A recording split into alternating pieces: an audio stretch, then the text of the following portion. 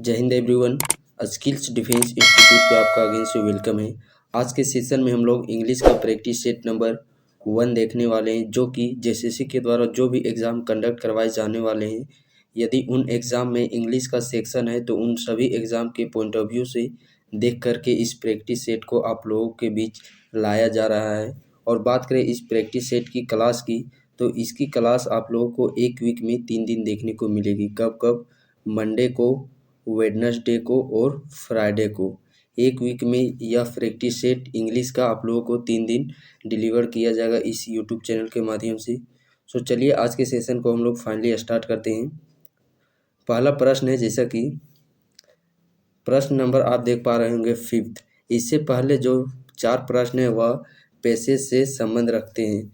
सो हम लोग पैसेज का एक अलग वीडियो में इसका प्रैक्टिस सेट करेंगे, और अभी के जो हम लोग प्रैक्टिस सेट करेंगे इसमें विदाउट पैसेज का प्रैक्टिस सेट करेंगे, जिसमें हम लोग वोकैबुलरी हो गया या फिर इंग्लिश ग्रामर का जो भी सेक्शन होता है उनके प्रश्न इस प्रैक्टिस सेक्शन में हम लोग देखने वाले हैं, और पैसेज के लिए हम लोग एक अलग सेक्शन में उसका प्रैक्टिस सेट करेंगे।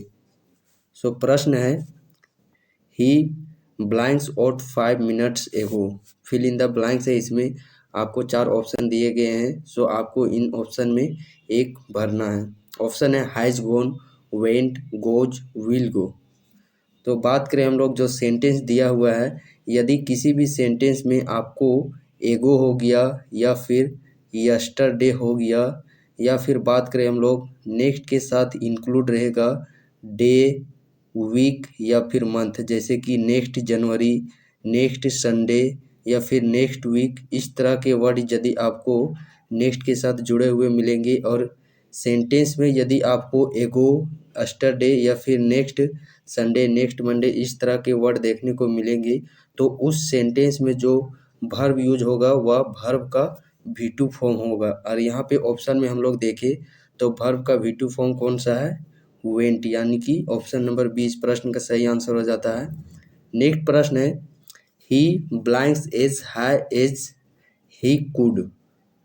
तो यहाँ पे हम लोग देख पा रहे होंगे एज हाई एज सेंटेंस में, तो एज हाई एज है जो कि यह सेंटेंस को कंपेयर करने का काम कर रहा है।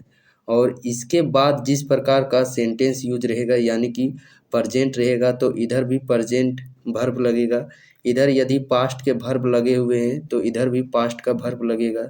उसी प्रकार यदि हम लोग देखें तो ही कुड, कुड है जो कि वह कैन का V2 फॉर्म है, यानी कि इसका पास्ट फॉर्म है। सो इधर भी पास्ट फॉर्म होगा, और पास्ट फॉर्म में किस प्रकार का होगा? V2 form. तो ऑप्शन के मुताबिक यहाँ पे यदि हम लोग देखें तो क्लाइम्ड या V2 फॉर्म है, यानी कि यह पास्ट फॉर्म है।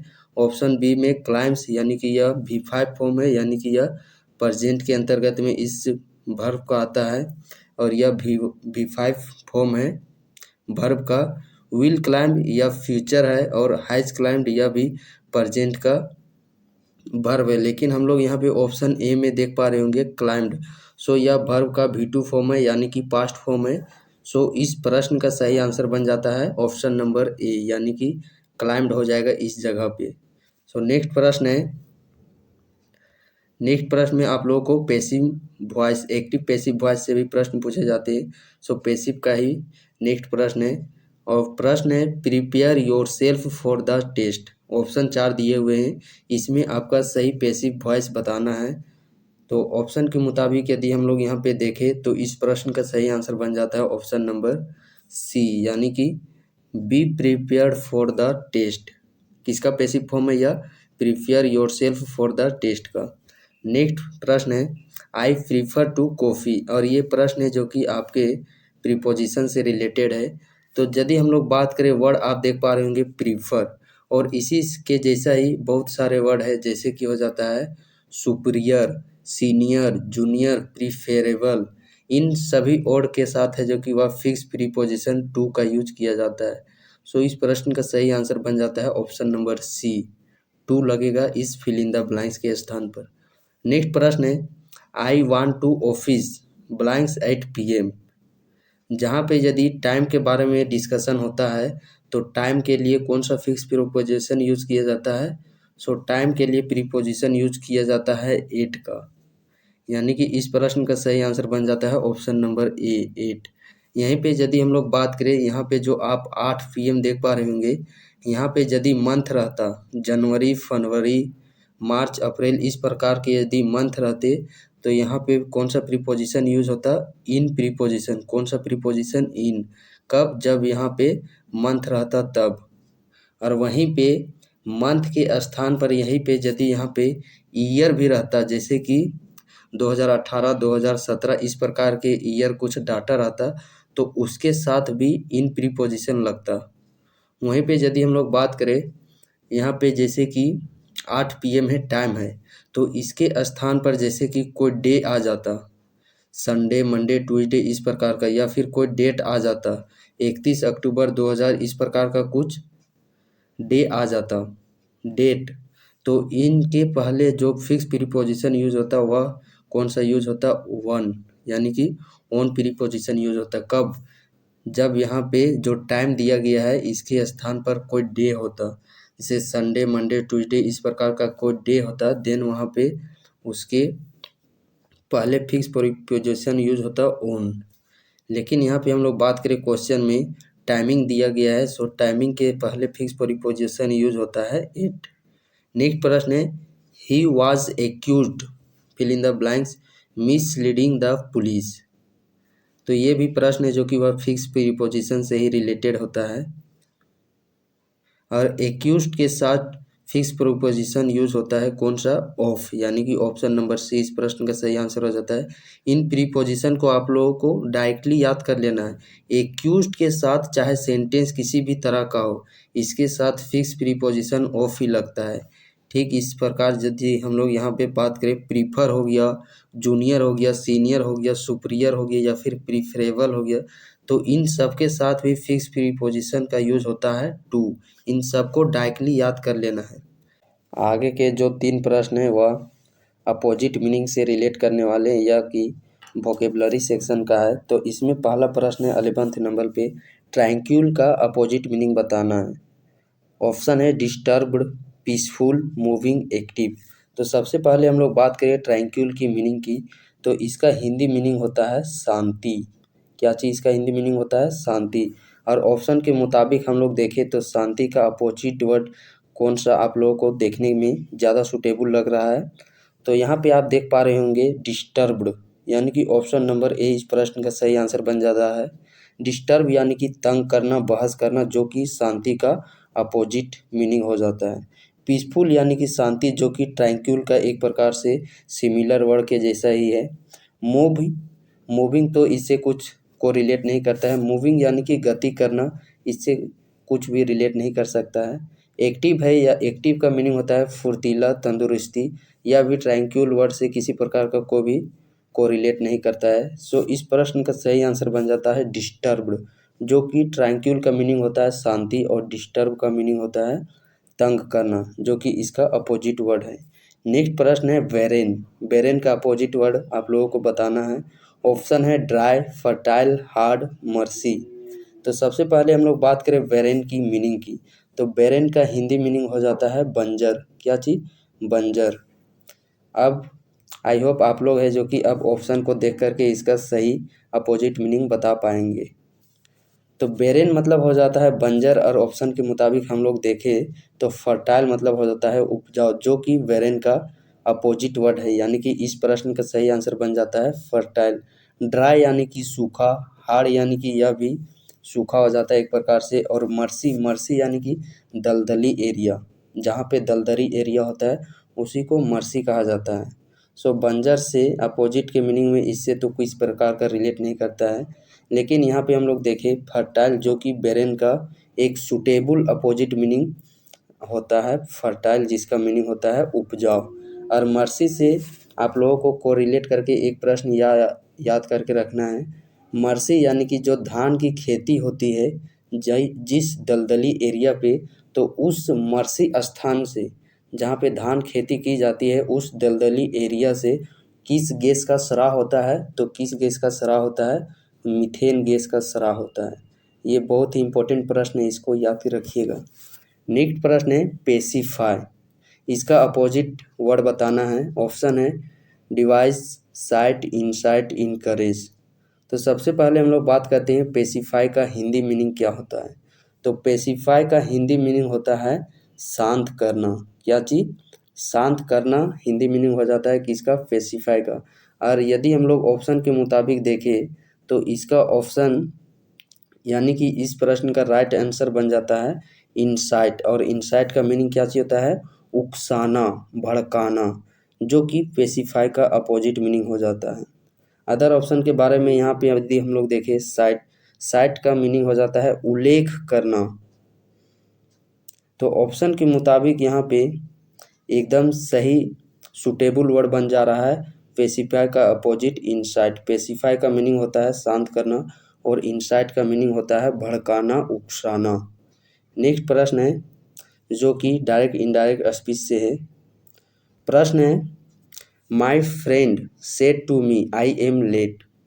ऑप्शन इस प्रकार हैं।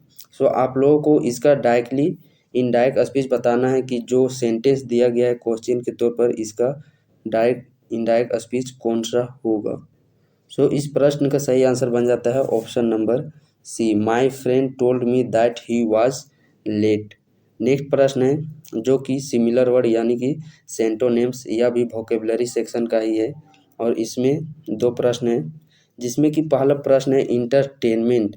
इंटरटेनमेंट के जैसा ही सिमिलर वर्ड आप लोगों को बताना है जो कि 4 ऑप्शन में चूज करने हैं।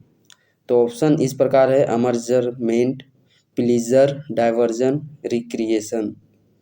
तो यहाँ पे हम लोग बात करें इंटरटेनमेंट का मीनिंग के विषय में। तो इंटरटेनमेंट का मीनिंग होता है मनोरंजन। क्या चीज़? मनोरंजन। और यहाँ पे हम लोग ऑप्शन डी की बात करें रिक्रिएशन, इसका भी मीनिंग होता है मनोरंजन। सो इस प्रश्न का सही आंसर बन जाता है option number D, recreation. Recreation को याद कर लेना है डेकोरेशन से। डेकोरेशन से इसे को रिलेट करके याद कर लेना है। डेकोरेशन यानी कि सजावट। और सजावट कब की जाती है? जब कोई घर में खुशी का दिन होता है या फिर कोई मनोरंजन का दिन होता है, तभी तो घर का डेकोरेशन किया जाता है यानी कि सजावट किया जाता है। नेक्स्ट प्रश्न है अकम्प्लिश। अकम्प्लिश का सिमिलर वर्ड बताना है और ऑप्शन है एक्ट, अचीव, फुलफिल, वर्क। तो सबसे पहले हम लोग बात करते हैं अकम्प्लिश की मीनिंग के विषय में। तो अकम्प्लिश का मीनिंग होता है प्राप्त करना। क्या चीज़? प्राप्त करना। अकम्प्लिश यानी कि एक कंप्लीस को रिलेट कैसे याद कर लेना है? इसको याद कर लेना है एक कंप्लीट पुलिस। अकम्प्लिश यानी कि पुलिस को पुलिस से याद कर लेना है और पुलिस को वर्दी हम लोगों को क्या चीज़ करना है? अचीव करना है, प्राप्त करना है, यानी कि इसका सिमिलर वर्ड हो जाता है अचीव। ऑप्शन नंबर 20 प्रश्न का सही आंसर हो जाता है। नेक्स्ट प्रश्न है जो कि वन वर्ड सब्स्टिट्यूशन से रिलेट है और प्रश्न है a disease which spreads by contact, यानी कि एक ऐसी बीमारी जो किसी के कॉन्टेक्ट में यानी कि किसी के संपर्क में आने से फैलती है, उस बीमारी को, उस डिजीज को हम लोग क्या कहते हैं? Epidemic, infections, contagious, allergy. तो उस बीमारी को हम लोग किस नाम से जानते हैं? कॉन्टाजियस से, यानी कि ऑप्शन नंबर सी इस प्रश्न का सही आंसर बन जाता है। नेक्स्ट प्रश्न है one who is excessive eater. One who is excessive eater यानी कि जो बहुत सारा खाना को खाता है, बहुत सारे चीज़ों को खाता है, उसको हम लोग क्या चीज़ कहते हैं? Gluten, greedy, eater, garment. तो उसे हम लोग क्या चीज़ कहते हैं? ग्लूटन, यानी कि ऑप्शन नंबर ए इस प्रश्न का सही आंसर बन जाता है। नेक्स्ट प्रश्न है जो कि फ्राजल वर्ब से हैं और प्रश्न है to sit on the fence. To sit on the fence, जिसमें हम लोग बात करें फेंस, तो फेंस का मीनिंग क्या चीज़ होता है?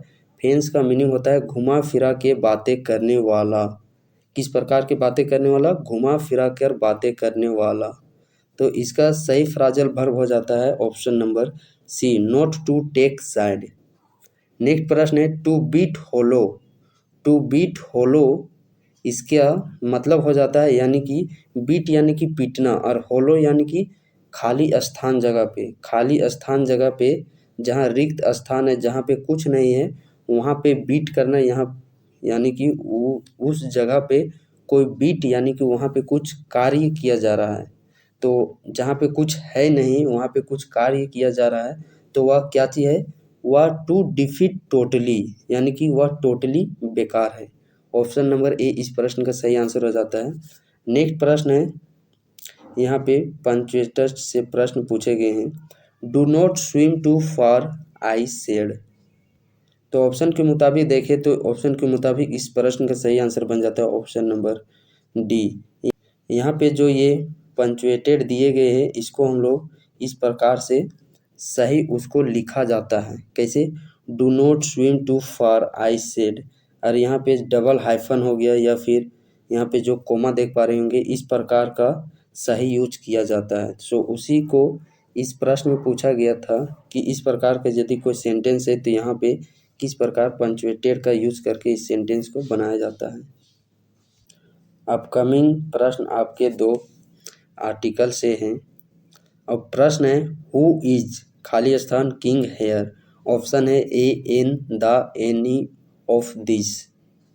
तो इसमें सही किस आर्टिकल का यूज होता है, तो ठीक बात करें हम लोग, इस प्रश्न का सही आंसर बन जाता है ऑप्शन नंबर सी द।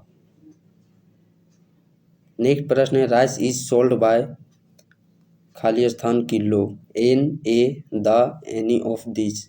तो सुटेबल आर्टिकल की बात करें तो इस प्रश्न में सुटेबल आर्टिकल हो जाता है option number C the article का यूज किया जाएगा। नेक्स्ट प्रश्न है जो कि एरर बेस्ड प्रश्न है, और प्रश्न है यहाँ पे आप देख पा रहे होंगे, he absented from the office without applying for leave. तो किस सेक्शन में एरर है, तो इस प्रश्न में बात करें हम लोग तो इस प्रश्न में एरर है ऑप्शन नंबर, यानी कि ए पार्ट में एरर है। सो इस प्रश्न का सही आंसर बन जाता है ऑप्शन नंबर ए। नेक्स्ट प्रश्न है, he told his tale of woe with tears in his eyes. तो यहाँ पे जो अंडरलाइन पार्ट दिया गया है इसको इम्प्रूव करना है। तो सेंटेंस पढ़ने के बाद हम लोग को यह देखने को मिला सेंटेंस में कि यह सेंटेंस एक्सक्लेमेटरी सेंटेंस है, जिसमें कि हम लोगों को एक दुख भरी, यानी कि एक दुखद सेंटेंस का भाव स्पष्ट हो रहा है इस सेंटेंस के माध्यम से। और जब भी एक्सक्लेमेटरी सेंटेंस के अंतर्गत किसी भी सेंटेंस में दुखद का भाव प्रकट होता है तो उसमें जो हम लोग रिपोर्टेड वर्ब और रिपोर्टेड स्पीच को जोड़ने का काम किस वर्ड से करते हैं, नरेटेड वर्ड से, ना कि टोल्ड वर्ड से। और नरेटेड का मीनिंग क्या चीज़ होता है, शोक व्यक्त करना। सो 25 का सही आंसर बन जाता है ऑप्शन नंबर डी, नरेटेड।